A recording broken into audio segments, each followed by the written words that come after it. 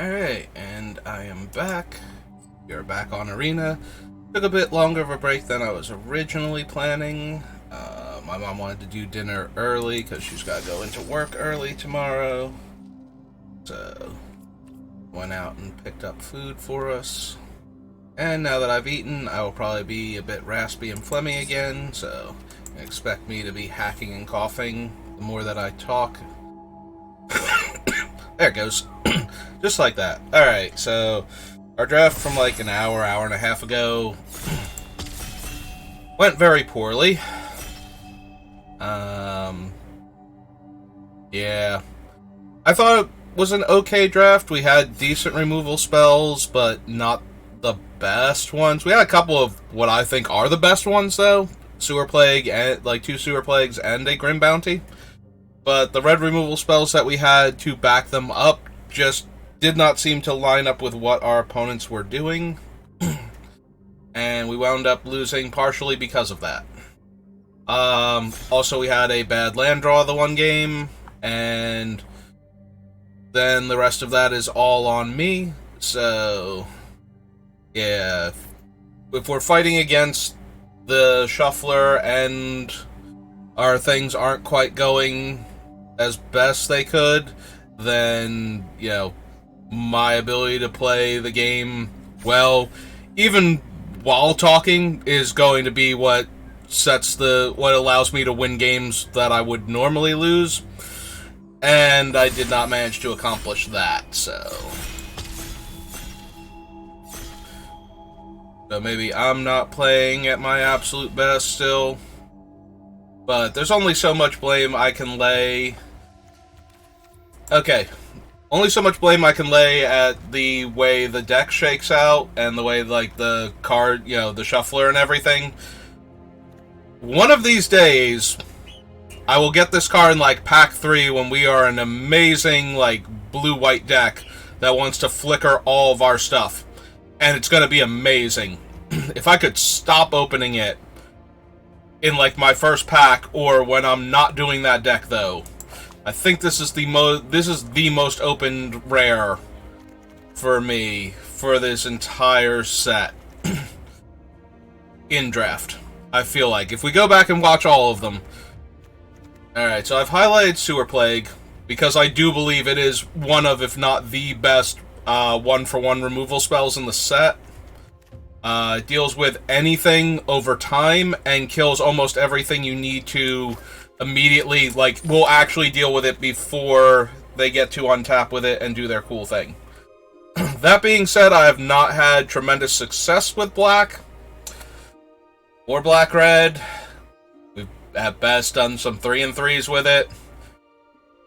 Amber is so good, though. Like, just the fact that she gives you a fresh hand as you expend yours.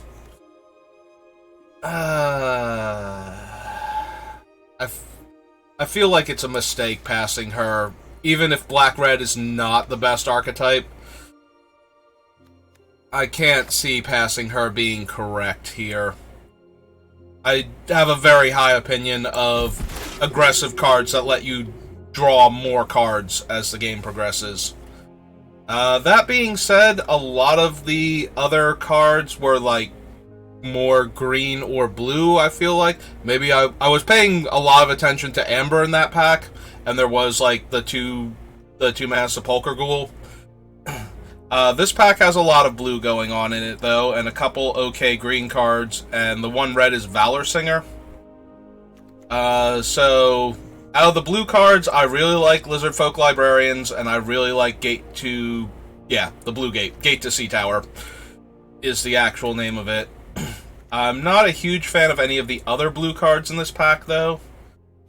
I'm going to take the Gate to Sea Tower and see what happens. I like the gates. I like double team creatures. Alright.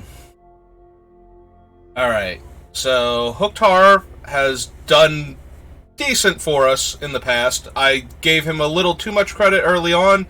Then I dialed it back way too much. And gave him, like, no credit when he certainly deserved some. We also have a Scaled Nurturer here. We do have a red spell and a blue land if we could get the Dragons deck, that would be really cool. But we also have the Sewer Plague. It was what we picked first, though, and I do feel like I'm seeing... there's also the Druid here, the Black-Green Druid, who would also have been a decent pickup, I feel like. She's a card advantage engine. She mills you 2 cards a turn. She does have to live through combat. That is one of the biggest things about her that even I wasn't sure about when I first saw her, but she gives you permission to play one of the 2 cards that... If you mill other cards, she will also allow you to choose from one of them as well. So if you mill yourself like 4 cards with the Slod and then attack with her, she will let you choose from among the 6 cards milled, one of them to be cast this turn. This dragon makes treasure, and is a dragon. So we would gain life off of Scaled Nurturer. It can grant double strike. It fixes mana, so if we want to splash like the Sewer Plague or something, we are more open to that. And now we have Krydle. If I'm playing blue-black, I love Krydle, but right now we have Sewer Plague, which I'm considering splashing, and we have a blue land. So I don't think we're actually blue-black, and therefore Krydle, unfortunately, I would love to run him if we were actually like full-on Temur dragons, and we got past a Krydle just to make them unblockable. Especially like some of the larger, like the Dragonborn creatures, the humanoid dragons that don't fly. We're going to take Unexpected Windfall here. Allows for more splashing and more card draw, which I think is one of the problems of some of the decks I've drafted, is that they have no way to get ahead on cards, and they just don't have enough mana sinks. So when I flood out, I just die. Okay. That's a 6-mana 4/4 Flample. And it can counter triggered or activated abilities from non-creature sources, so artifacts, planeswalkers. But it doesn't destroy the source, so... We can take the Sellsword. It's kind of unimpressive. I do want removal, though. Unfortunately, I would rather have the 3-drop removal than this. But we have nothing so far. Alright, so we wield 3 okay, not amazing blue cards, and none of them dragons. I'm gonna take another Windfall. Now we can take the Sellsword. We only have 1 green card. We might be Grixis. Like, Sewer Plague versus Scaled Nurturer is a lot better. If we're drawing enough cards, the Grab and Stab deck might be on the table again, because we might be able to dig to the other half if we're only drawing, like, the Incessant Provocations versus the Sepulchre Ghouls. But I keep drafting that deck, and I only do kind of okay, not amazing with it. So I might be overvaluing that deck in this format. But maybe with enough Treasure Makers and card draw, we'll be able to do a bit more with the deck. We're going to have to see, though, and we're going to have to see what we open in Pack 2, because right now this deck is medium. Well, we got a whole bunch of red cards here. I love me some Double Team, and I'm lukewarm on both of those. I'm actually pretty lukewarm on the Unexpected Allies, too. Oh, Vampire Spawn was actually a nice pickup. That thing blocks surprisingly well in this format. There's a lot of 2/2s and 1/3s running around that this thing just gets in the way of. And a free Charm Sleep, too. We got a last pick Charm Sleep, and we have the option of taking Kaleem the Jin Emperor. So, Kaleem is a 6-mana 5/6. So he's a Mahamoti Jin that has Ward 2, but you can also pay 2 mana and discard him to tap, target non-land permanent, and draw a card. And then you get more copies of him into your deck, and you can exile copies from your graveyard to do other things. So in other words, this is a large flying threat that will slow your opponent down just a little bit, while giving you card draw, and will eventually allow you to just cast him. Not cast him, but put him into play tapped from your graveyard with his own ability. So that's a lot going on for one card. Viconia, very powerful. You exile cards from graveyards, and then when she specializes, you can conjure copies of the things she's exiled. Normally creatures, but since we do have some blue cards, she can also buy back an instant or sorcery. Like she'll make a physical copy of it, so even though we're exiling the cards, if she survives long enough to transform, we get a physical copy back, so it's not like it's going anywhere. So if we want to do other things, because right now we have a Kaleem, I might be open to the Reanimator spell, the 5-drop that mills us. We are seeing like good blue cards now coming from this direction. We've seen 2 Arenicus's duplications, but I'm more inclined for the young blue dragon. The black is feeling a lot more like a splash, and we don't have any early game without it, so that's potentially a huge problem, actually. Ah, there's another sewer plague, though. So maybe I'm blue-black splashing the red, or maybe I'm red-black. I might still be red-black splashing the blue, in which case the Charmed Sleep is probably coming out. Kaleem we can just do, like we can use this ability a couple times in order to get him. It will take a while, because he goes 3 cards deep, I think. When you discard him, conjure a card, name Kaleem Djinn Emperor into your library, 7 from the top. So yeah, he goes super deep into your deck. Now we're being offered a red dragon, or one of the summon undeads. I'd be lying if I said I didn't want this red dragon a lot more than the summon undead in this pack. Like, we might not need the summon undead to get Kaleem going, although 7 turns is an obscenely long time, even with the card draw. In fact, I think we get the card draw first. So, tap up to 1 creature, draw a card. Yeah, so it's 7 deep in your deck after you've drawn the card. So that's a minor problem. Stick Together is the Wrath that doesn't destroy the 1 full party's worth of creatures from either player. We are going to take this tiny dragon that ramps us.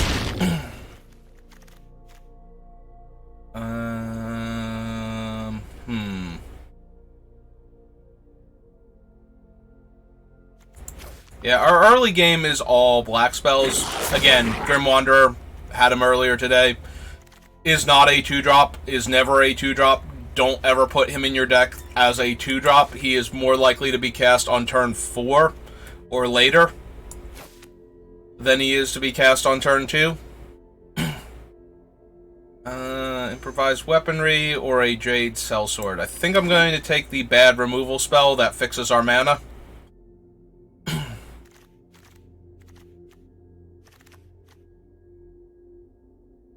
Alright, we're going to take a mediocre creature that fixes our mana.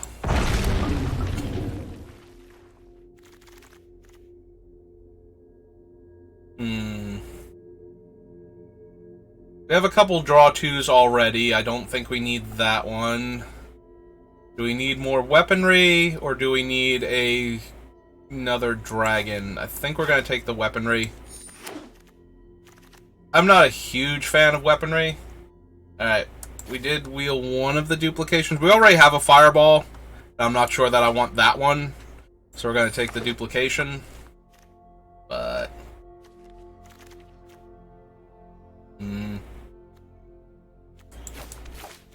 gonna take that and throw it down here for now. How bad are we looking? We have a lot of 3-drops, a handful of decent 2-drops. We'll take the sellsword here now. And another one. And we have opened the Ancient Silver Dragon again. Alright, so Ancient Silver is almost definitely not happening with our deck. I'm already struggling to figure out how we're going to do Kaleem without cycling him constantly. So I'm disinclined to take Ancient Silver Dragon here, which means Reckless Barbarian. I do like the double team creatures, but we have not been having a ton of success. Grave Choice is probably the other card I'm more likely to take, but I want early plays that will help me cast my big bombs. John is potentially a big bomb, and we are seriously considering blue at the moment. But we are definitely red, and we are definitely black, and this is definitely the other best removal spell in the set in our colors. So we're taking that. Alright, so now we have the option for Amber. A 4/4 first strike creature on offense anyway, with double team and only a single red pip to worry about. We could take more Reckless Barbarians, but I think I love Amber, but I think the Null Hunting Party is such a big creature. Like, it attacks into everything except green's best offensive threat. So the Lindworm. We just got past Karlach. Isn't she insane? Like, I feel like she is. You can activate this ability if she's in your graveyard, specializes from the graveyard, return it to the battlefield. It perpetually gains can't block, and when this card specializes from its own target, creature and opponent controls can't block this turn. And then she does other stuff, like... And she's a 2-drop, 2/2 first strike. Like, we're passing other 2-drops, but I think I'm okay to take her. Alright, how many dragons do we have? Our dragon count is currently 10. I might be inclined to take this Orb of Dragonkind. 2 of them are that. And we might not run the blue, so that takes out, like, another 2 dragons, I think. Oh, no, these are lizard folk.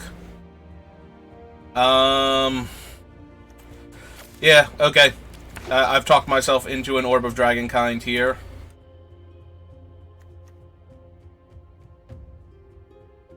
I do like Merchant of Skullport. I do like the Gensai, despite the fact that they have been underperforming lately. I'm going to take the Merchant because she both fixes our mana, and then when we don't need the color fixing anymore, she lets us draw cards off of that, and I think those 2 effects combined...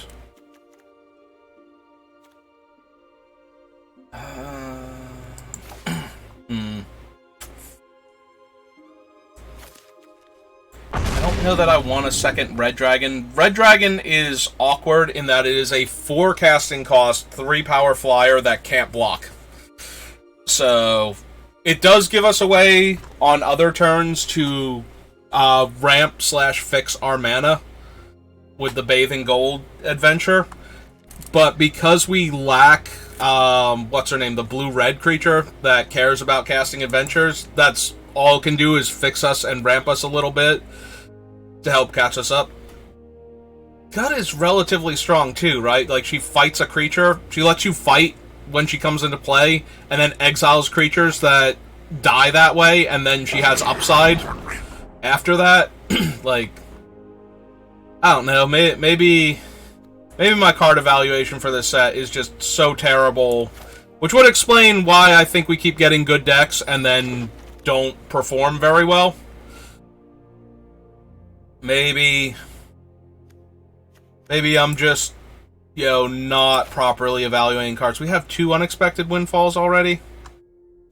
I don't think we want a Manticore, but I don't think we want 3 of that either. I almost want this one. This card performed very well the one time we boarded it in as a cheap way to interact with our opponent's ways to interact with our stuff. I'm gonna take the Summon Undead. I think we're cutting the blue cards now. Stop mocking me. Stop mocking me with how highly I pick you in a bunch of other drafts and how late you're showing up here.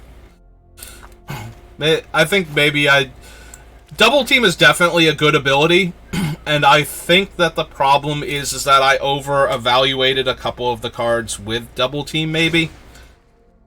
I still think some of them are very good, though. Like, just the ones that naturally have it. Okay, so we don't need you.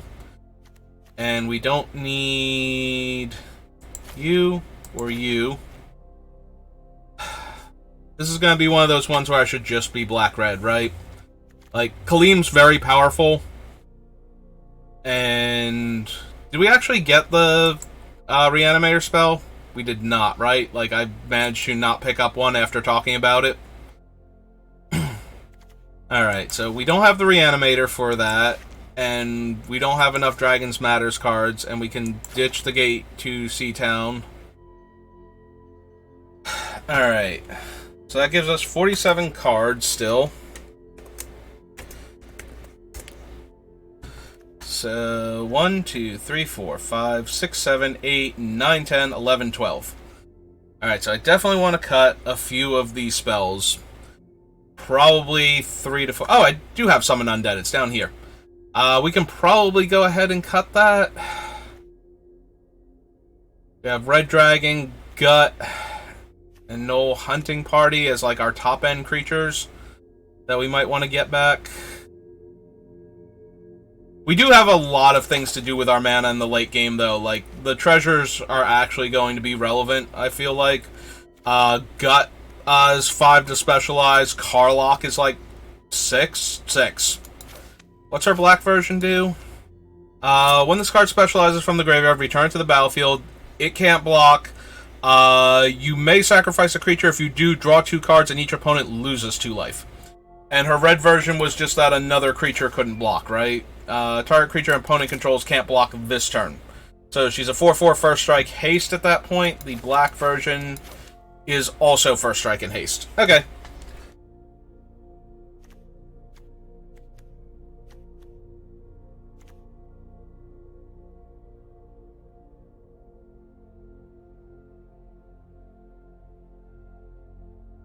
Yeah, I think we can get rid of unexpected allies.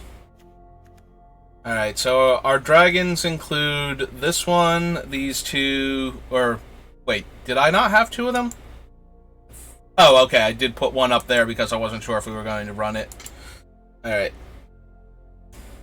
I thought we had 2 red dragons and baby red dragons, and I got confused when one of them wasn't in this pile.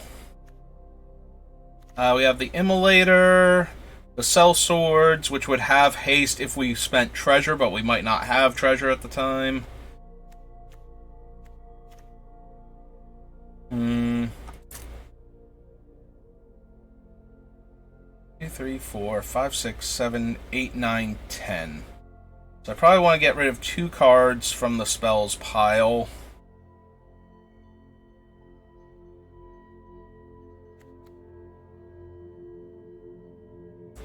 Alright, we'll get rid of the orb, and I think... excuse me. Improvised weaponry, it can go face. Like, that is worth noting. But the biggest thing about it is that it's a 3-mana sorcery. Like, even when you're killing your opponent's good creature and making your treasure, that's not amazing a lot of the time.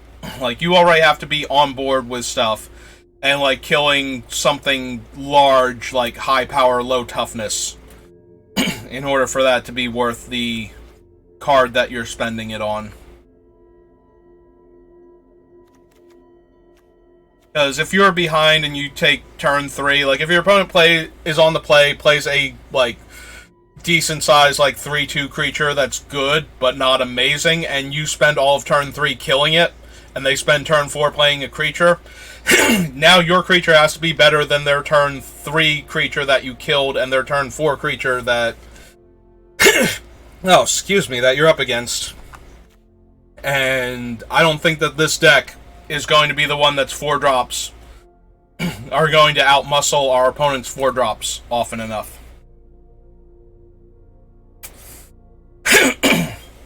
Oh. Alright. we only have the one Sepulchre Ghoul. We can probably cut Grim Wanderer. Like, we're not going to be able to consistently make sure we're casting him on turn, like, in the early parts of the game, where a 5/3 has a lot going on for it. Ugh. Pardon me. Gonna get some water real quick.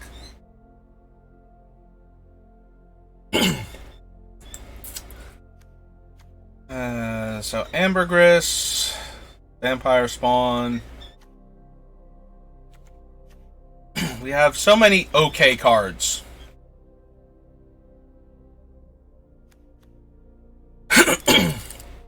Let's see. Specializes. Create a token that's a copy of a creature card exiled with this creature. Sacrifice it at the beginning of the next end step. 2 copies. Well, that's blue, or white rather, and that's blue.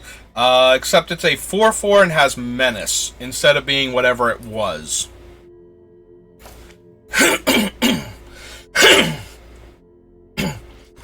Oh, the red one gives a double strike and haste. I genuinely missed the double strike part of that. It will be an opponent's creature, and it has to be something we can kill by fighting. Or that we're prepared to 2-for-1 ourselves by fighting it and then spending one of our removal spells to kill it and therefore exile it this turn. My throat just refuses to clear out now. Like, no, you are talking way too much. I'm going to strangle myself now with all this mucus. Like, thanks, throat. I really needed to not be able to talk while streaming. That's never been important to a streamer ever, to be able to communicate with words in auditory form. Especially when I can't see my chat thing to type in it. And I have no camera. Not that I know sign language, but it's certainly stopping me from streaming that way also.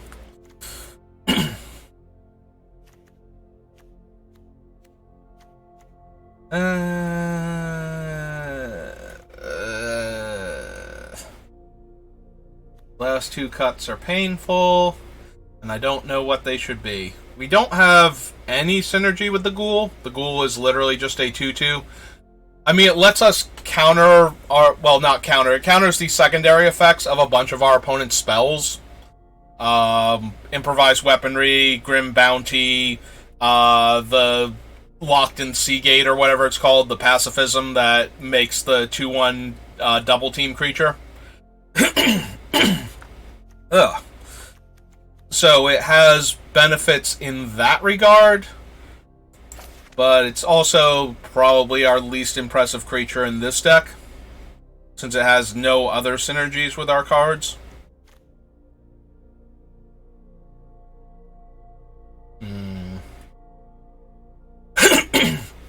We have the Grim Bounty and the 2 Sewer Plagues. Maybe the Fireball is just too much mana. Like, we've got a lot of other stuff to be doing with our top end. I do like to have ways to reach out and kill our opponent's creatures, but we have that at cheaper costs, and in most cases more effectively. Wow, I'm just never going to be able to clear this phlegm out of my throat for the rest of this draft. I'm going to be choking to death. I'm sorry. If you come in to watch this and I sound like I'm being strangled constantly, I am, but just, you know, not in a way that's actually going to kill me, just slowly and unpleasantly. So this hand does nothing. We have a 6-drop, a 4-drop, and a combat trick. So we're going to try again. This hand barely does anything. We're going to put that back, and we are going to hope to draw lands, I suppose. We're going to make the treasure... Oh, good, a 2/2. Perfect. Now we have something to do on turn 3, when we play our 3rd mountain and can't hold up our black removal spell. Hi, Viconia, how are you? Well, we're not going to get ahead by not playing our 2-drop on turn 2, even though our opponent's is infinitely better. I swear I'm going to loosen this stuff up eventually, but just, you know, not right now. Not in the early part of this draft, and I apologize. Alright, let them attack for 2, take our 2 damage. Go down to 16. Merchant's a good card here, but do we want to just plague the Viconia now? Viconia is obviously a lot stronger than the vampire spawn here, so I'm more inclined to take her out of the equation. They will get to exile my Sewer Plague, but I don't think that super matters. Alright, let's shut down Viconia. So that way they can't get the card advantage from her in the long run. Also, if they spend a mana exiling my card... Yep, they didn't. Okay, I was going to say that might inhibit what they can do this turn. So they might not do it anyway, just because they want to cast a 4-drop. Like Sayervok. Hello, Sayervok.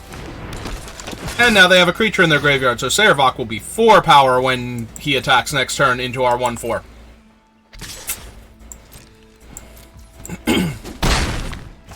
I mean, it wouldn't help. Viconia could just exile Sayervok and then use him as fodder. So we're going to play the Merchant. Depending on what they do, they might just specialize Sayervok and push damage. Oh, white gives him first strike, doesn't it? We have Jansen. 3 mana, 3/3 haste. So good times all around.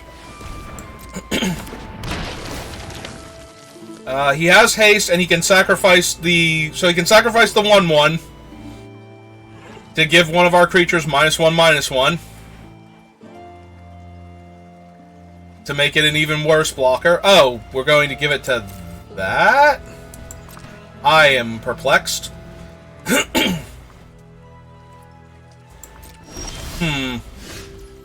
That seems super weird to me. Alright. The cards in our hand are not doing much against them, so let's try to upgrade and get some treasures going. Add a mountain. 2/2 first strike. Is not doing a lot to hold off their team. Like, all of their creatures have 3+ toughness. 1, 2, 3, 4, 5, but we would be able to specialize her from the graveyard after that. And she is just a large, angry creature. Alright.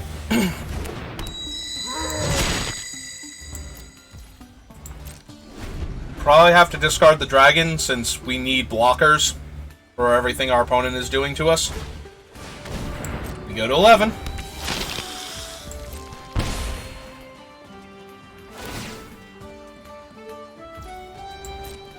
Okay, he's a 2/1 again.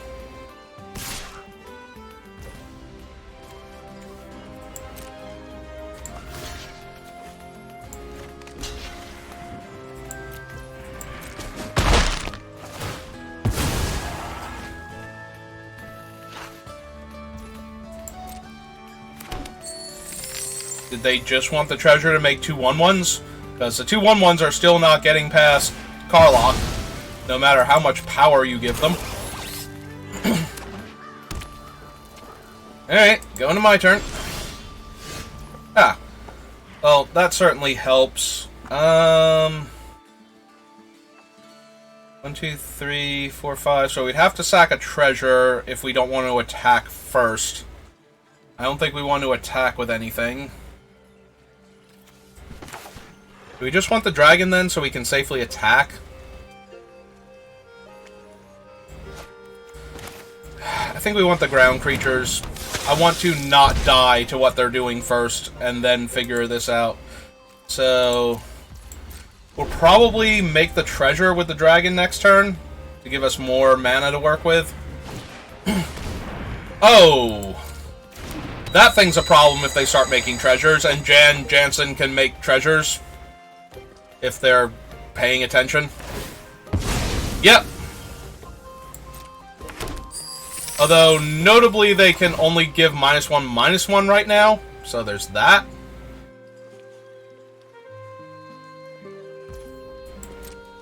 Alright, that's now a 4/3.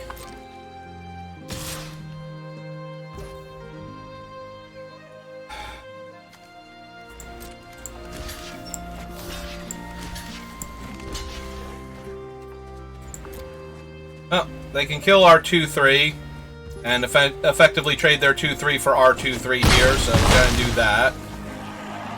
And now they can sack the treasures to try and kill our guy. Alright, if they're not going to do that, I'm just going to make another treasure.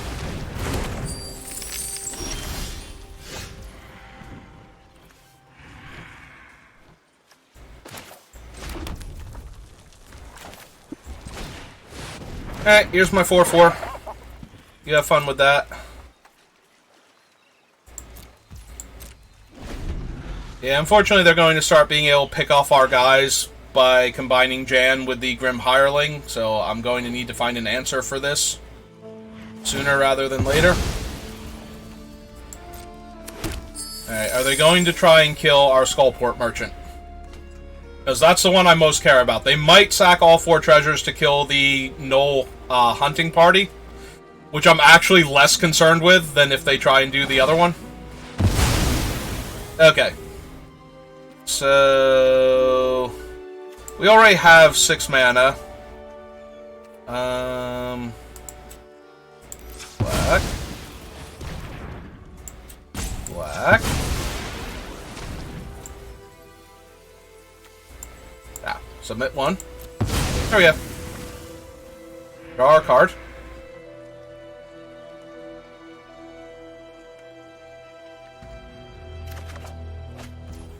Okay.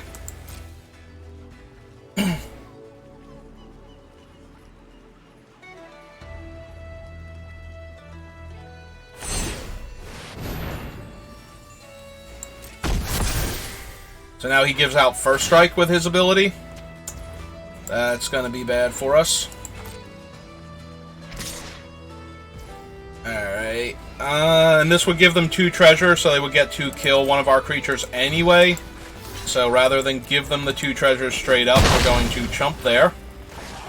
But yeah, we're going to fall very far behind if we don't have an answer very soon for what is happening to us. And it doesn't look like we're going to anytime. So...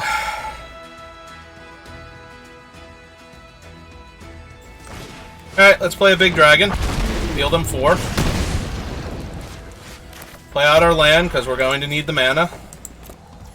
Because we are probably going to chump with Karlach here, and then bring her back.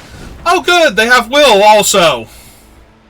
Enters the battlefield, gain control of target artifact or creature an opponent controls with mana value 4 or less. Terrific. So they're going to try and gain control of her. Rather than let them sacrifice her to Jan Jansen and get more treasures, we will sacrifice her to that and draw another card. Still terrible for us, because we need answers to 3 different threats that they have, and we will only eventually draw 1. Yeah, that's going to give them 2 treasures and put us to 4. We are just infinitely, impossibly far behind here, and we're not getting out of this anytime soon. They have 3 different threats that we need to deal with. Well, technically they have 2. Like, I don't really consider Jan Jansen a major threat without the Grim Hireling and the Sayervok here. And we just drew more land. Okay, we have lost this game. We're way too low on life. We have no... Like, we can't deal 19 damage to our opponent. Yep, once again, I thought our deck is okay, and we have no realistic chance of winning that game. Like, our opponent just played a whole lot of bombs, and we drew 1 removal spell that I used it on, what's her name? Viconia. So, Viconia, I think, is still very much a threat. Like, if we had saved that removal spell for anything else, she just exiles it and makes another copy of it when she specializes, so it's not like we were going to kill their other good creature. Like, the specialized copy does not have the perpetual from Sewer Plague, so that was not actually a thing. Like, it's not like we missed that. We could have killed one of the better creatures instead. Hello, opponent. How are you?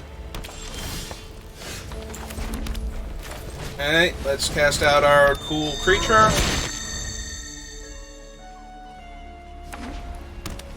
So they have a 2-3? I was going to say, there are several 2-3s they can have in this scenario.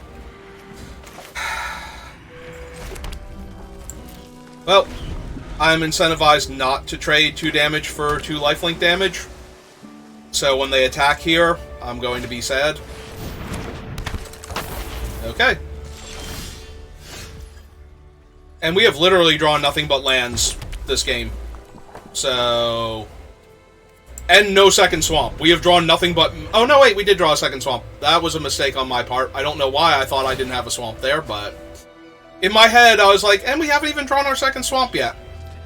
I am too busy talking about what's happening and not paying attention again, and that has cost me a game or two, on top of, you know, everything else I'm doing that's not allowing my win percentage to go up, so...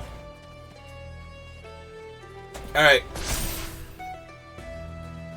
Well, we weren't casting Grim Bounty this turn anyway, so we're a little fortunate in that regard that I didn't miss.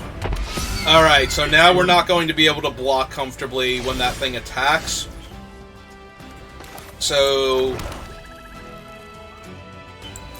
let's go on offense. Get in our 2 points with Karlach, and get this thing's casting cost down by 1. Now, this holds off their creatures with the pump, but it will be a problem when we go to blocks, because they don't have to pump until then. It will tap all their creatures, though, to attack into us, while holding up the pump, as opposed to activating it, in order to combat trick down our 4/4. So, maybe if they don't do that, we just let them hit us for 2, and gain their 2 life back. Oh. They have a 2/4 that scries 2 as double team. Nothing they've played yet is super threatening.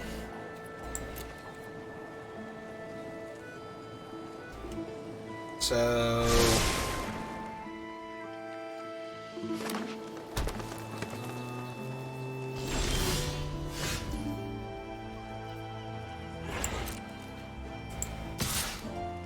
Alright, let's conjure another copy. Because if they're not comfortable attacking into the 4/4, then they're not comfortable attacking into the 4/4.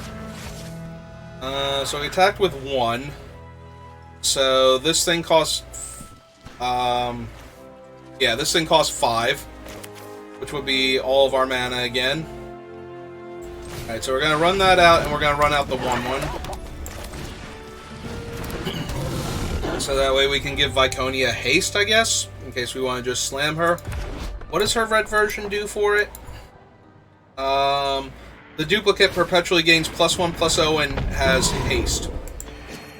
Alright, they've played a 7/6, so that's going to be a good Viconia eat target now.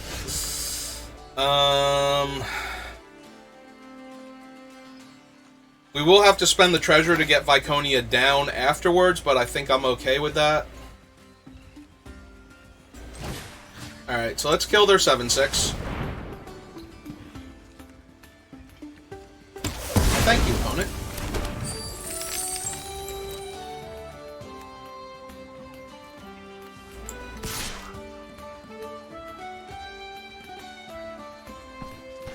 So yeah, they still have no good blocks here.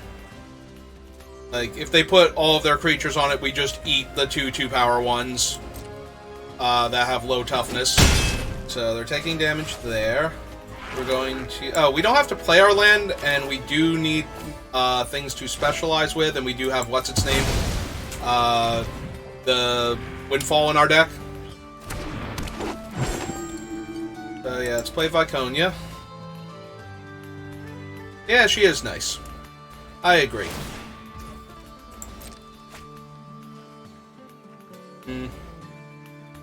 They are splashing. They seem to be white, blue, green. I'm going to guess the red is Mirim. Because that's what I always assume it is, because it's one of the most broken cards in the set. And they are digging super hard for her, too, so... Like, more so than even the 7/6. I would not mind killing and copying her, but... that's asking an awful lot.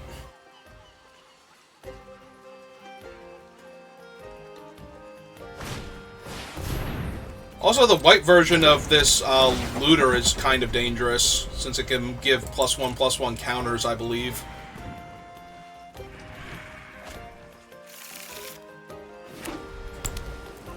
But they're playing all of their land every turn, so...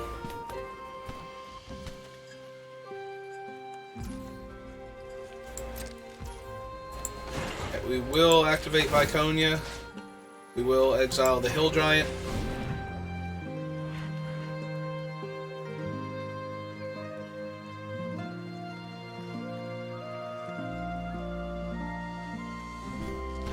Have an effect to save your Hill Giant or stop Viconia from being what eats it. And we will activate the Kobold and give our Reckless Barbarian haste, just in case we need it for any reason. Alright, I like that a lot more as our haste thing, though.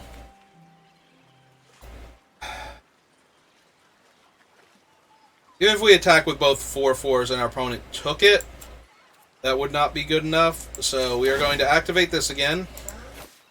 Choose the Red Dragon. Cast the Red Dragon.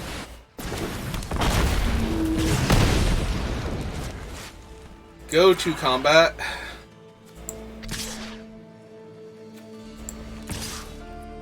Yeah, we're just going to push the damage now with these three. Our opponent can't afford to not block here, and first strike on both of the attacking Knoll War parties. Our opponent has chosen to go to 1. So... it's 2 to specialize, and then... we still have to cast it, right? May spend mana... okay, so we're going to play out the mountain. If we top deck another land, we can...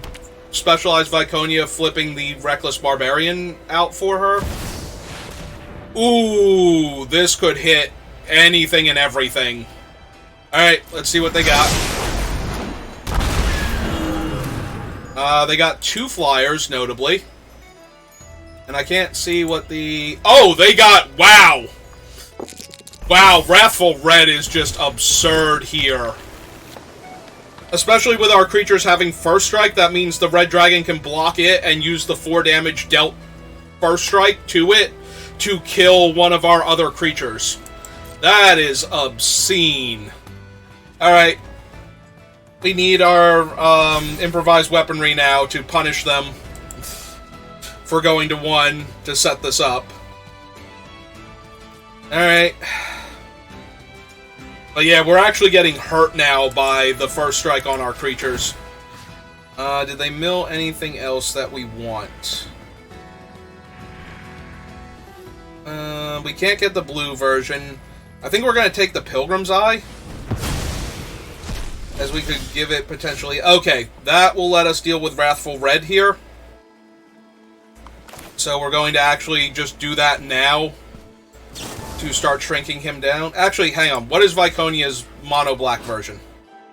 When this creature specialized, conjure a duplicate of target creature card, exile with this creature into your hand. The duplicate perpetually gains. You may spend mana or mana of any color. When this creature enters the battlefield, each opponent loses 2 life. Okay. And they are tapped out, so we are going to conjure a duplicate of that and just make them lose 2. I almost punted. You can calm down. You can stop writing the angry comment now. I figured it out. I figured out how we win.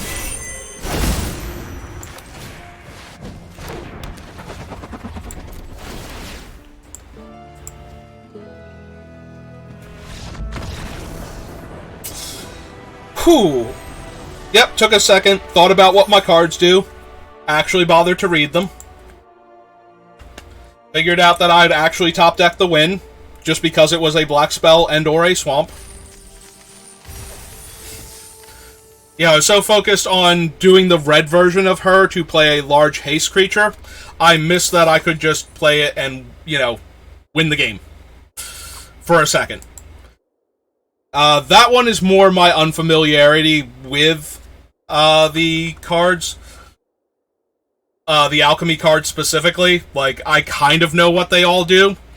And I've read them a bunch of times, but trying to remember 5 different nearly identical versions of the same card. But yeah, something made me go, wait a minute, does the black one actually cause damage, life loss, do something, make a creature evasive that would get me in for damage, any of that? And yeah, that's the thought that ran through my head right before I almost punted that game. And okay, we have 2 lands and nothing is castable. We're gonna mulligan that. This is infinitely better.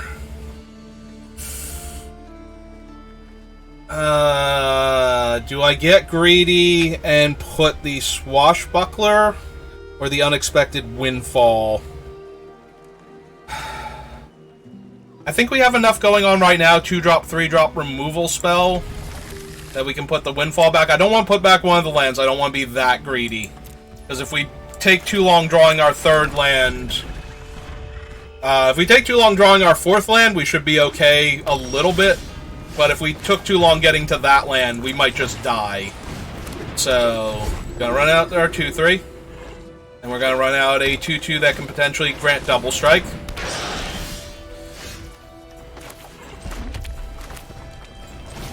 Well, it can potentially grant double strike, but now we're going to draw too many lands, it looks like. So, we do have another Unexpected Windfall, so it's not entirely... And we do have enough things later in the game to do with the mana. So that's a 2-4 on their turn, so great blocker.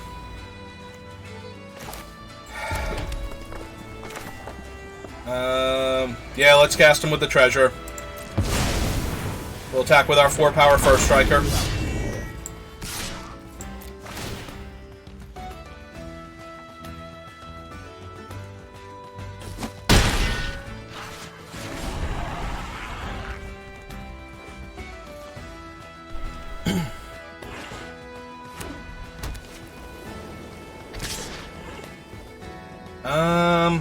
Yeah, I'm okay trading our 2-2 for your 4-2, or your combat trick.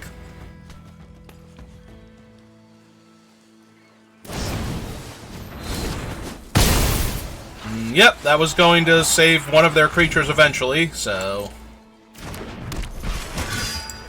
My turn.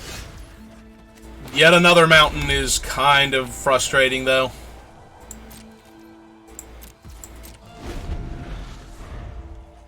So we will be able to eat the 2-2 and then conjure another copy of it if we really want to. They have another one? Alright, I am down for making another 4-3 over another 2-2. Alright.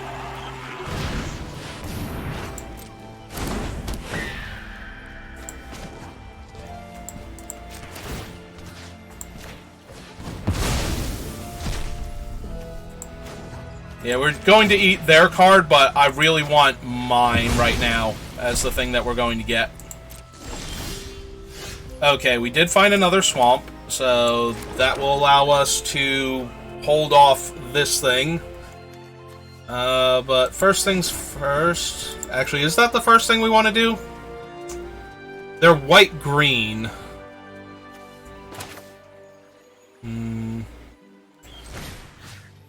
Yeah, I think we have to get rid of that thing. Otherwise, they're just going to gain a lot of life. Do we want that? Do we want a flyer?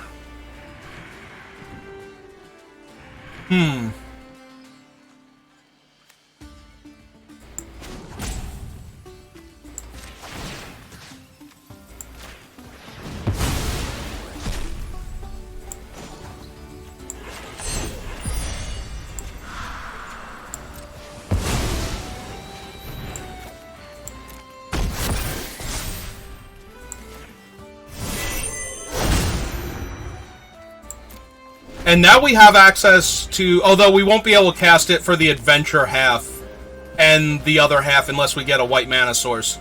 It's only the first time that we cast it that we actually get around. It will perpetually be a 3-3, though. With haste.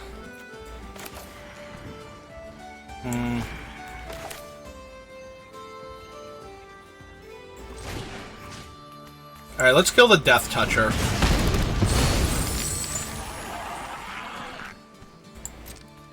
and pass the turn. They will have a 4/4 flying trample that we'll have to deal with, but... Alright, they're gonna draw their thing first. See what they get. Take 4 in the air.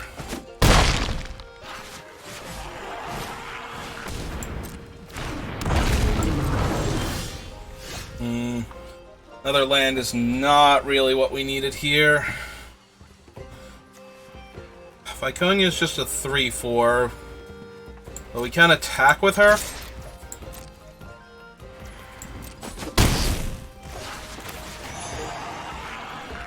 Alright, let's play out our 3/3.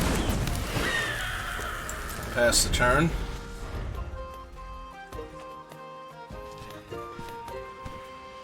Yeah, the downside is we could have used it, but now that we have the treasure, to give it indestructible. Oh, cool, they have one of those.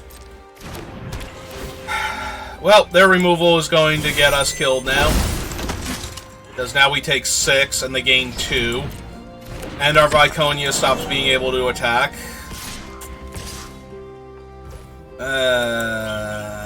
Yep. Alright. We're gonna need Windfall or something similar. More land is not gonna do it. We're just dead in a couple turns now. If they want to, they can just turn everything sideways into us, and that would probably be correct. Okay, so 4, 5, 6, 7, 8, 9, 10 exactly. Yep, you got it.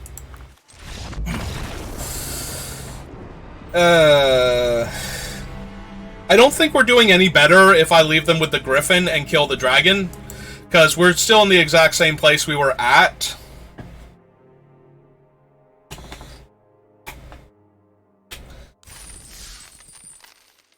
The only benefit to killing the dragon instead is that there is one play that we might have been able to make that they might have missed, and we would have gotten to eat their 2/2 if it worked.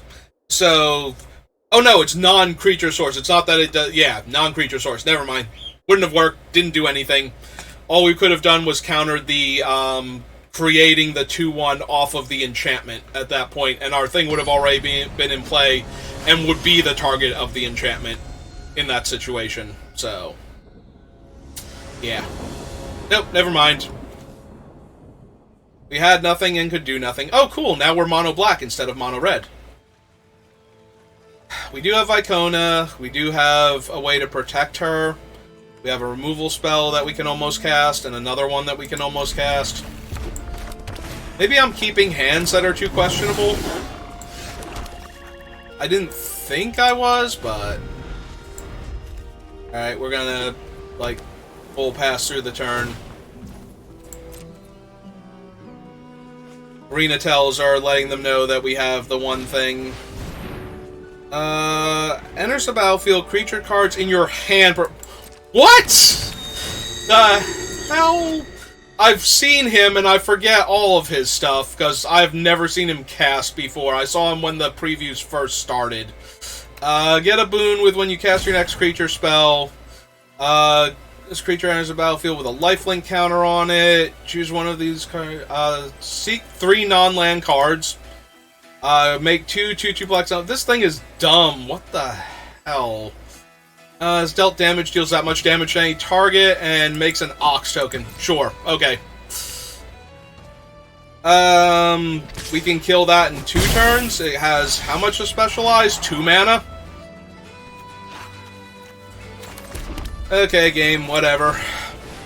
Well, that's our 3rd loss, right? Is gonna be this idiot. Not the player, this idiot. Clement. That is so impossibly dumb. And they're completely incentivized to just specialize them too into a 3/3 or whatever the red version is, however big the red one is. 2/3? Yeah, sure. Why not? And then we're gonna have to Grim Bounty him. Also, all of their creatures in their hand are currently bigger.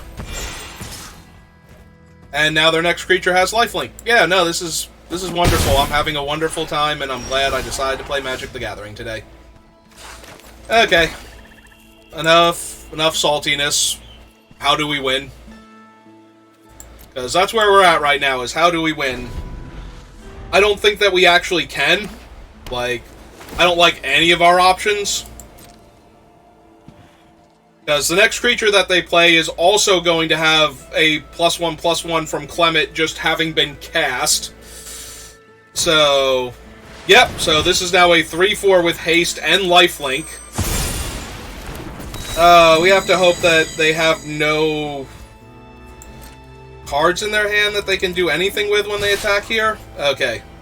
So we're going to block Clement. And we are going to Shadow Armor her for the +1 power and indestructible. Kill Clement and exile him.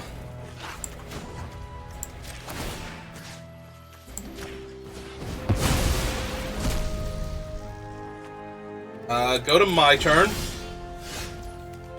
Play a Swamp.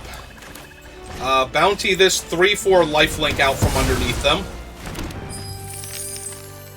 And yeah, they're going to get to hit us with whatever else is in their hand, but I can't really stop that. I would have had to have killed this thing first, or that one first instead. And I kind of want to get rid of the lifelink creature first. Like, next turn we can kill the Kobold and specialize Viconia to get our own 3/3 haste lifelink creature.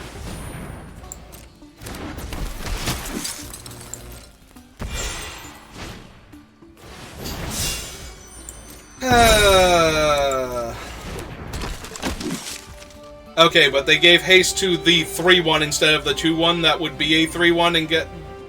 Okay. Whatever makes you happy, OP. Down to 1 card in their hand. Alright.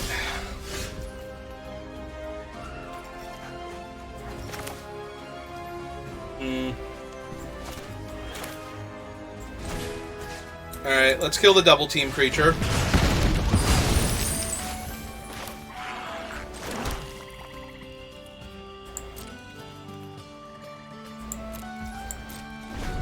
Alright, we're holding up Sewer Plague right now, but we want to see if they give haste to anything. Of course. Alright.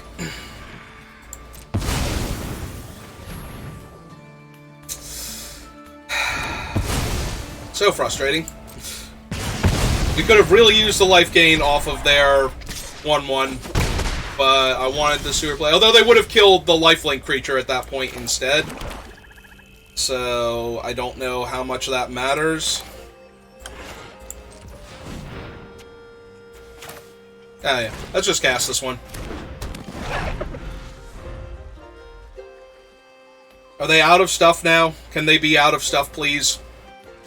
Thank you.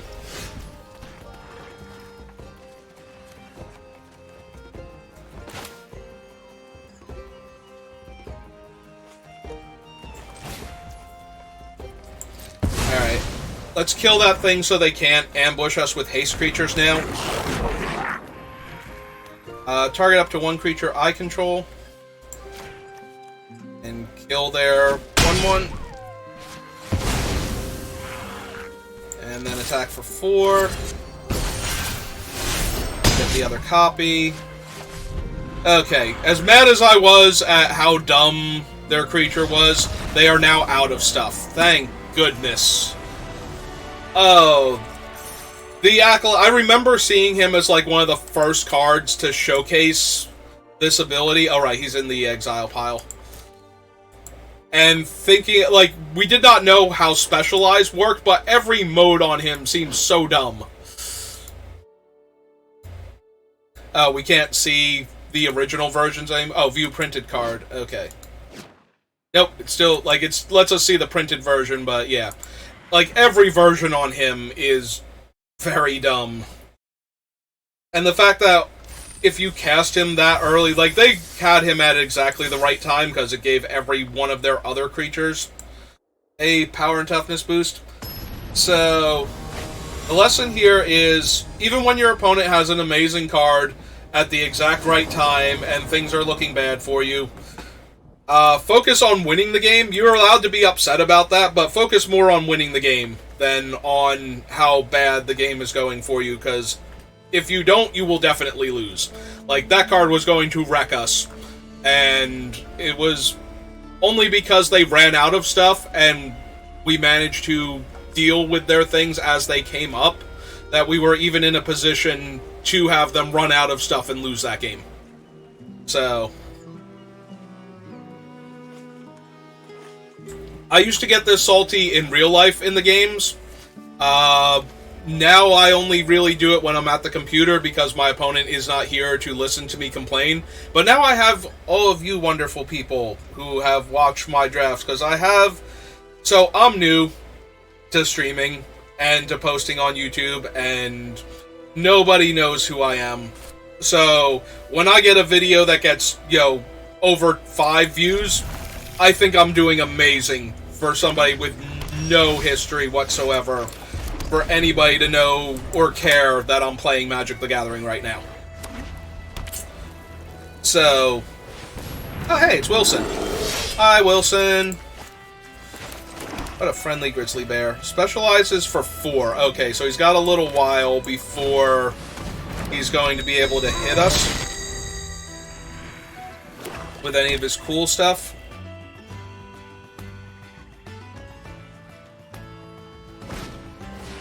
But yeah, so I'm not used to having an audience. So when I get frustrated while playing Magic sitting in front of my computer, I don't not say I'm sitting here complaining right now about, how my opponent had that amazing creature turn 2 and they were going to be able to cast all of their stuff now and it was going to be bigger and cooler than mine. And I was frustrated about that. But the takeaway here is that you should not actually just let that get to you. Everybody's trying to do cool stuff. Everybody's trying to have the cards that they play be relevant all of the time. So they're going to be able to sack a creature and that artifact in a land to drain us 3. So yeah, we want this one to get the bonus. And we just want to cast it, because they're not going to trade Baba Saga for this random 4/3, I don't think. I would love it if they did. I am here for that, if they want to trade Baba for my random 4/3.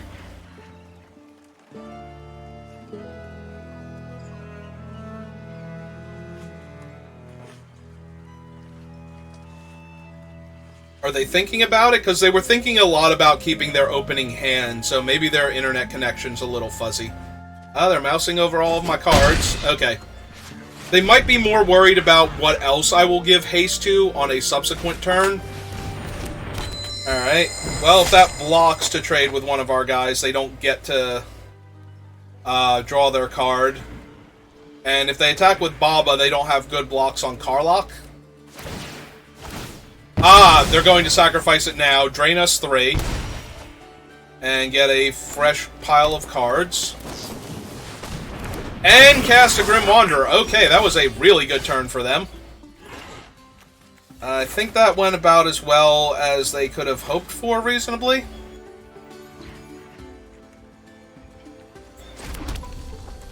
One, 2, 3, 4, 5. So we have to attack with the Cell Sword if we want to be able to cast our other Knoll Hunting Party out of our hand. So we're going to do that now.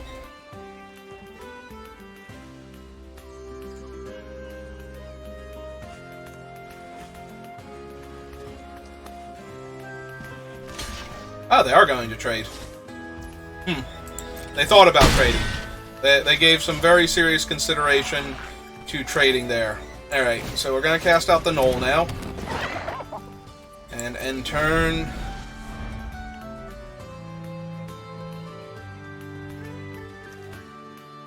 I would love to hit Baba Saga with Gut and get a copy of her. Alright, so they're making a treasure, so that gives them the 3 cards again. And they have a Sewer Plague. Although this thing will still be a 1/1 on my turn. So we're going to activate this. Give it to Gut. This goes to 1. Get to draw our card. And we'll attack with both to make our other one cheaper.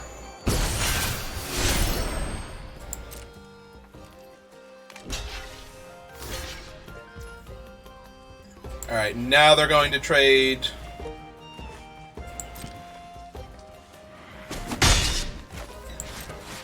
the 5-3 for our 4-3.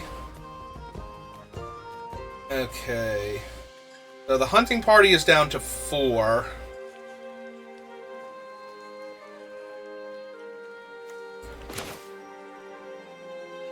Alright, yeah, I don't think we're going to get a better chance to run out the hunting party than here. So we're going to do that. They might not have realized it was going to be a 4-4 still. They might have thought that what they were doing was stopping us from getting another 4-4. But it only works on the original copy. So our extra copy remains full stats. Alright. 7-6 is bad for us, but not the worst. We will give the Barbarian haste for lack of being able to do anything else with it. Okay.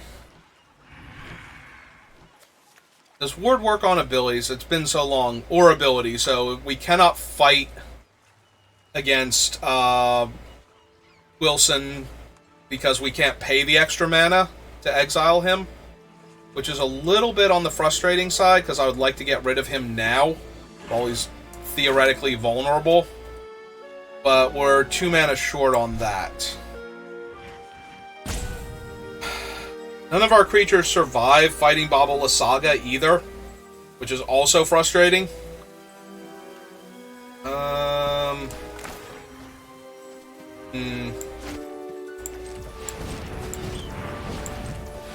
Alright, I think I need more mana then, first and foremost. So let's discard this and draw 2 cards. And see what our options become.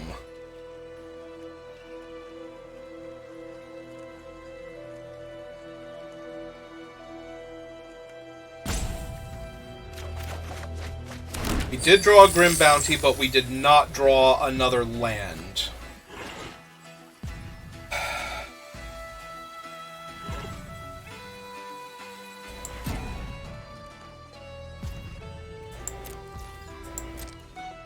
Okay, I think we're going to have to pass then.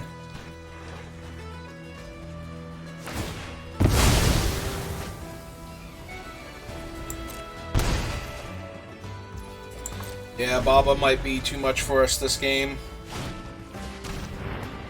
Reveals each non-creature, non-land. So they get to see our Grim Bounty that they're going to take and our unexpected windfall. That is frustrating. Yep. And their life total is so high that... Oh, and now they have another artifact that they can sacrifice to Baba Saga. Things continue to go poorly for us. Alright. Will they attack for 7? Not yet. Alright, well, let's give one of the creatures they don't know about haste. Just in case.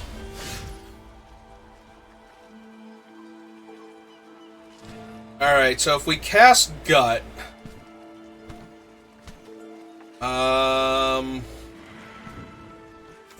If we cast Gut here, we can target Winslow, forcing them to sacrifice Winslow to keep him around. So I think that's what we're going to do, because Winslow is just another large trampling creature, potentially. So we will target our Knoll, and we will target Winslow, and we will say yes. Winslow's ward will happen. If the opponent sacrifices in response, that would have been great. We will auto-pay, though.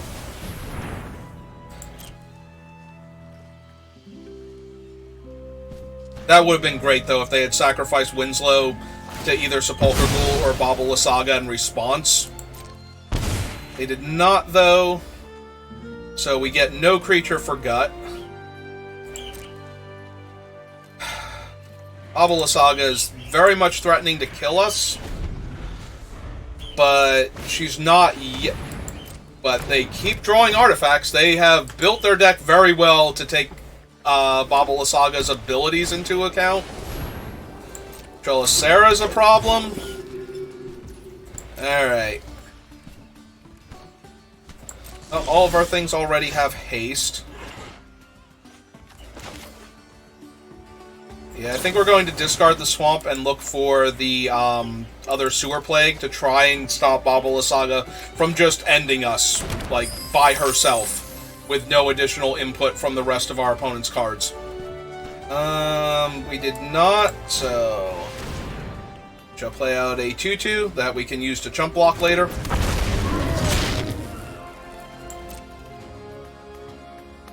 The dragon does give us something to do, but our opponent hasn't needed to kill any of our stuff particularly.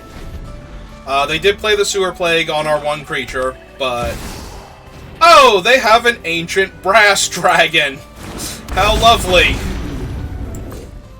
Well, once again, our opponent has one-upped us just by existing. Have our draws been that unlucky?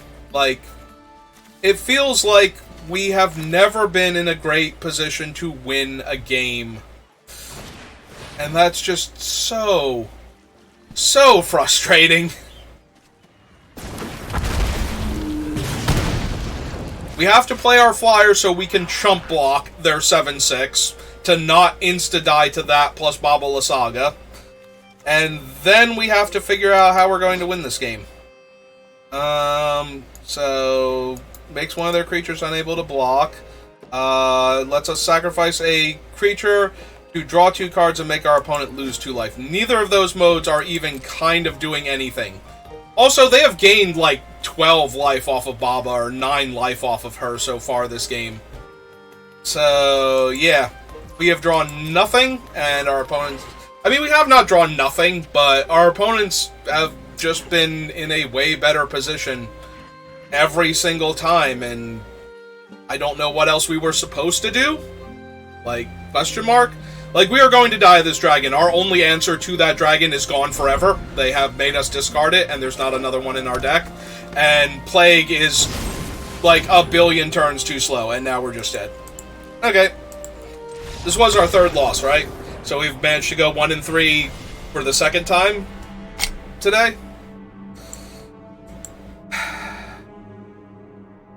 This is so incredibly frustrating. I don't know what other cards I was supposed to be taking in the draft, and I certainly don't know that I played this thing particularly improperly. Like, there's not another card in our sideboard. I mean, we could have had the Manticore. That wasn't really going to do much in that situation. We can't Fireball a 7-6 and have that be the answer. Did I just draft so poorly that it didn't matter? Or am I drawing very poorly these games? Is it... because it feels like I don't have a chance to win these games. Like, our opponent was so far ahead on life, and it's easy to go, well, they had Baba Lysaga, and they drew a bunch of cantripping artifacts that, like, they drafted their deck very well, with a lot of synergy in mind, to make it easier to cast Baba and their big dumb dragon, and actually activate Baba Lysaga repeatedly so that they were never in danger of losing, and they were drawing a lot of cards in that particular game. But we also lost 2 other games where I did not feel like we were doing anything, really. Our opponent just played, like, one big creature we could not interact with, and we lost. So, it's like, am I drafting this set too poorly? Do I not have enough answers for these big creatures? Since I'm not seeing, like, 3 Grim Bounties in a draft, do I need to not be in black because I'm not seeing those? Don't have enough Sewer Plagues? Like, is that actually where I'm at right now? Is that why I'm not winning? These are all hypothetical questions. I don't know why specifically I'm not winning. Did I spend my 1 removal spell too early? You know, in any of these given games? Was I supposed to hold it for very specific creatures and never part with it otherwise? Because, yes, that sometimes is correct, but usually you don't know that that's correct, especially in Best of 1, where you haven't seen the quality of the opponent's other creatures. which, in best of 3, it's a lot easier to figure out after the first game what things you need an answer for and what your opponent's deck has available to it. You've seen, like, between a third and maybe up to half of their deck at that point. Assuming that you didn't mana screw and you only got to see 5 cards out of the opponent before you died. But... like, what are we doing wrong that... because it does not feel like we are taking incorrect cards when we're drafting. I really genuinely do not think that there was... like, blue was a bit open. We could have had other blue cards, and we could have been red-blue or black-blue. But I don't necessarily know that our deck was going to be significantly better for doing that. Like, maybe it would have been. Maybe if whatever color we were passing would have freed up even more blue spells, and I would have noticed more of them. And we would have had Kaleem and this young blue dragon, and a Charm Sleep, and some card draw, and we would have gotten there. Maybe. It's hard to say that that's exactly where I went wrong, but maybe it is. Maybe I'm just not paying close enough attention. I'm too busy narrating the draft to think about everything that I could be taking, and I'm missing opportunities. Well, regardless, we did not win. Sure, discard those changes. Oh, right, we actually have to claim our packs from our Baldur's Gate thing, our 1 pack, I believe. Maybe it's... oh, no, it's 2 packs. Alright, let's go see what we get.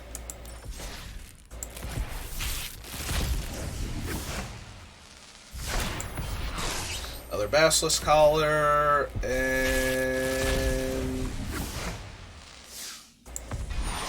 Uthgard Fury, the thing that I always think Moradin's thing is, the one that destroys artifacts.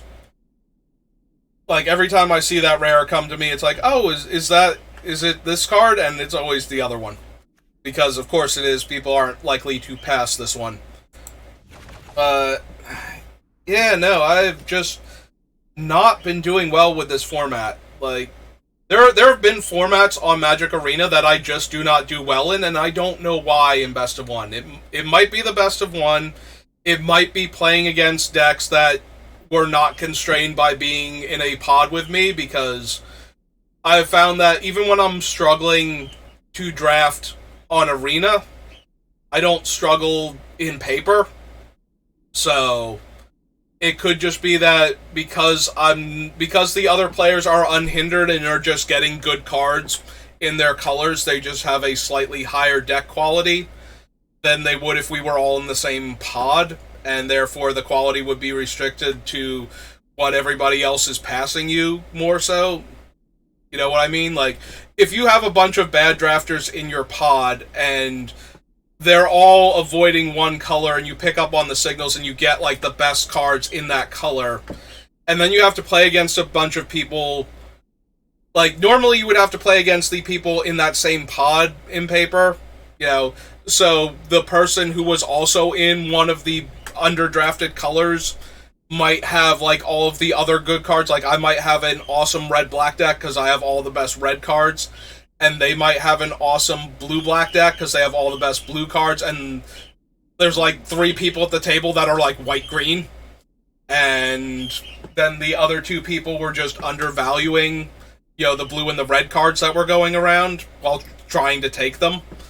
But in formats like Arena and Magic Online, you get that good deck or you get that bad deck because you misread signals and your deck train wrecks, or you're just making poor decisions. And then you have to play against people that were in pods where they were getting gifted everything. And they caught onto it and they drafted well. Now, that's not always the case, but it can be. You know, we had a deck the other day where we just got handed one of the best black rares, I think, in the format, in that enchantment, the connections. And when that card showed up for us, the one game that it actually showed up on turn 3, we ran away with that game without doing anything before we cast that spell. Like, our opponent was on the play with an aggressive 2-drop, 3-power creature, and our turn 3 was to play a do-nothing enchantment, and then we won the game. Like, and we got past that card. So, I don't know. Sometimes it feels like the draft pod is good to you, but then again, like I said, I don't feel like these decks were bad that we've been losing with lately. Like, they feel like they have removal, they have evasive threats, they have large creatures, they have decent curves, a couple of interactive spells and card draw. Like, what component am I missing here that we have gone like 1-3, 0-3 today, and barely done 3-3 during the week? Like, I genuinely don't know. And it's very frustrating to keep having that happen. I wish I could figure out at least a deck that functions better. Maybe we have to try, like, building green more often. Just have the biggest creature and force the opponent to have the removal spell every single time. But if that deck's not open, we can't force it to be, type of thing. So we would have to have backups and the ability to assess the cards that we're getting. And I don't know what cards I'm supposed to be taking. I might be overvaluing certain cards. I think the Fire Ants, as a 3-mana 2/2 menace that makes another copy of itself, I look at that and the aggressive power of a card like that. I'm going to close out Magic Arena while I'm doing this rant.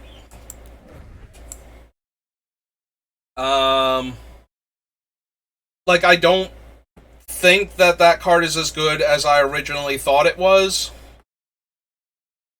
But did I not hit done? So I have 2 Alchemy. I did not hit done before.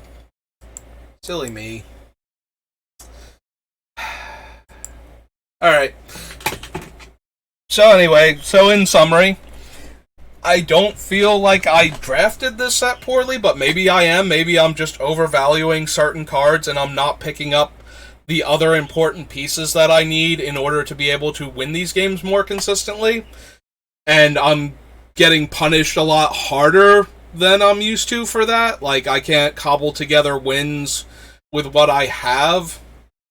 But yeah, no, we just have not been doing well in these drafts lately, and it's kind of frustrating, but letting it just be frustrating is not good enough. If we're going to keep playing Magic and we're going to do this, you have to figure out what you're doing wrong and change it. You can't just keep smashing your head against the same brick wall and expect to break through that wall.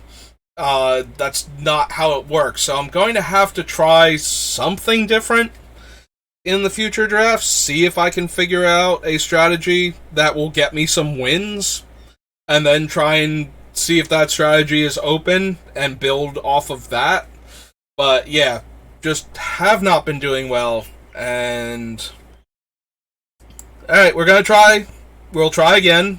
Maybe not anytime soon, probably next Thursday, depending on what I'm doing during the week, but I'm sorry that these drafts have not been doing better, and that I've been losing a lot, and that I wouldn't mind losing if I thought I had played the game well, and that there had been a chance for us to win more often. But a lot of those games feel like our opponents just run away with them from start to finish, and we're not doing anything. And that is disappointing to me more so. Like, if I were losing games that were close, and I was just on a losing streak right now, I'd still be frustrated, but the frustration would come more from just the tiny little things that I'm doing wrong, combined with, you know, the luck of the draw at that point. But that's not what's killing us. What's killing me in these games is something that I'm doing that I shouldn't be. I'm giving cards either more weight than they deserve and overdrafting them, like picking them too highly, or I'm missing out on decks that are available that I should be drafting instead. And whatever it is, I need to figure out something different to do. So I hope this rant if nothing else, if the games did not help you, that this rant does, to help you figure out, like, what to start looking at, or at least to start looking for something else to look at. Like, if you keep losing, it's not all luck. It's not all the opponents having the best draws. Even when it is some of that, 0-3, 1-3. We're not winning games, and we're not coming close to winning games, so it can't just be that. Like, these games should... If the games were closer, then yes, at that point, like, I mean, you still have to be careful you're not deluding yourself into thinking that's the only way you're losing. But it's obviously not just that. Like, we are getting steamrolled most of the games that we're losing. So it has to be something to do with how I'm drafting a lot of the time. Like, I have to be picking wrong cards. I have to be focusing on the wrong strategies. Alright. This rant's been going on for like 10-15 minutes now. I'm going to stop here. Thank you for watching. I hope to do better next time, and if you'd like to join me either for more drafts and see if I can actually, start pulling wins together, or if you want to join me for building the Beamtown Bullies. I'm currently building commander decks. That was going to be the focal point of my channel, because I think building the decks, as opposed to just showing you the built one, is an underserved niche. And it gives me an excuse to sit here and talk about Magic for hours on end while focusing on building a deck. So I'm doing that on both Twitch and YouTube. All the VODs get uploaded to YouTube, so no matter where you're seeing this, I am SBR_BLD at both of those locations. You can find me there. And thanks for watching, and I hope I can show you something a bit better next time. Hopefully I don't forget and try and draft, like, black-red removal creatures again, for Thursday's draft, and get, like, tunnel visioned onto that deck again. But yeah, we're gonna try and remember where I was failing when we pick it up again. I usually draft Thursday, Friday, Saturday, because those are my days off, and I have the whole day to focus on the draft, and still do, like, a bit of recording for my commander deck builds. But we're going to try to remember how badly this went, and some of the things I think were why we were doing badly, and I'm going to try and do better. So I hope you'll join me then, and thanks for watching and giving me a shot. I hope this hasn't put you off to me. But yeah, we're going to try and do better next time. Thanks for watching.